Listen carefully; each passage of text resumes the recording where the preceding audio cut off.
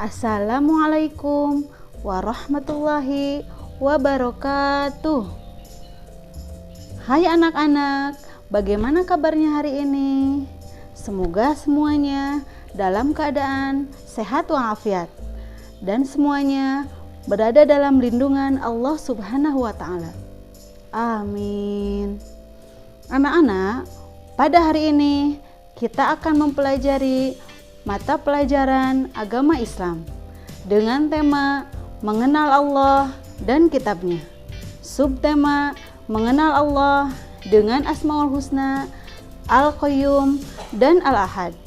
Tujuan pembelajaran pada hari ini, yang pertama, peserta didik mampu memahami makna Asmaul Husna, Al-Qayyum, dan Al-Ahad. Tujuan yang kedua, peserta didik mampu mengkategorikan sifat terpuji yang tercermin dalam Asmaul Husna, Al-Qayyum, dan Al-Ahad. Yang ketiga, peserta didik mampu menafsirkan dalil Al-Quran yang berhubungan tentang sifat Asmaul Husna, Al-Qayyum, dan Al-Ahad. Sebelum memulai pembelajaran, alangkah baiknya kita berdoa terlebih dahulu. Bismillahirrahmanirrahim. Raditu billahi rabba wa bil islami dina wa bi muhammadin nabiyyan wa rasula. Rabbi zidni ilman warzuqni fahman. Sebelum memulai pembelajaran, adakah yang masih ingat dari kalian tentang materi kita yang lalu? Apa ya? Iya benar, materi kita yang lalu adalah tentang Asmaul Husna, Al-Mumit, dan Al-Hayyu. Sudah pahamkah materi yang lalu? Ibu harap semuanya sudah memahami materinya. Karena hari ini kita akan melanjutkan materi selanjutnya, yaitu tentang Al-Ahad dan Al-Qayyum. Hayo, adakah yang tahu apa yang dimaksud dengan Al-Qayyum dan Al-Ahad? Sebelum menjawab, coba perhatikan gambar di sini. Kira-kira apa ya hubungan gambar-gambar ini dengan materi kita sekarang? Iya benar. Hubungannya materi kita dengan gambar-gambar ini adalah semua gambar-gambar ini, semua keindahan ini adalah ciptaan dari Allah yang Allah ciptakan sendiri, tidak membutuhkan bantuan yang lainnya. Yang dalam Asmaul Husna disebut dengan Al-Qayyum. Al-Qayyum artinya Allah Maha berdiri sendiri. Allah mengatur dan menciptakan alam semesta beserta isinya tanpa bantuan yang lainnya. Kita ambil satu contoh. Allah menciptakan matahari dan planet, serta Allah juga yang mengatur jalan planet tersebut agar tidak bertabrakan. Dan itu semua dilakukan oleh Allah sendiri.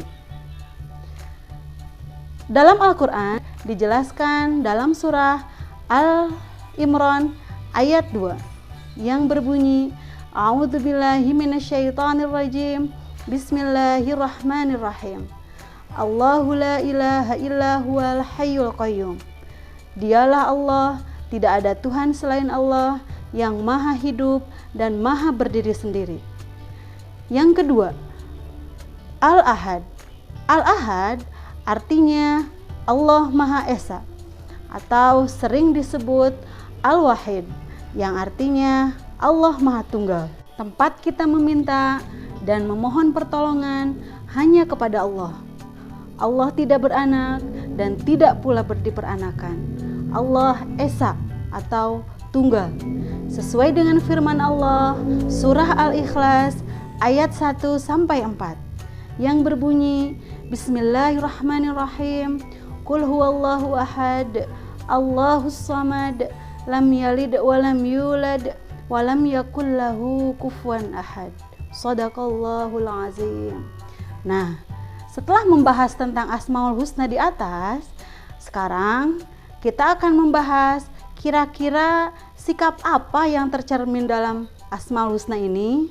Apa ya? Yang pertama, Al-Qayyum, perilaku terpuji yang mencerminkan Asmaul Husna. Al-Qayyum adalah kita harus belajar hidup mandiri. Seperti halnya Allah yang berdiri sendiri, kita pun harus belajar hidup mandiri. Contohnya, menyiapkan segala sesuatu sendiri, merapikan tempat tidur sendiri, atau menyiapkan perlengkapan sekolah sendiri. Hayo, siapa di antara kalian yang masih dibantu oleh orang tuanya? Berarti, jika masih ada yang dibantu oleh orang tua, dia belum bersikap mandiri. Yang kedua, Al-Ahad, sikap terpuji yang mencerminkan Asmaul Husna Al-Ahad adalah tidak berbuat syirik atau tidak menyekutukan Allah.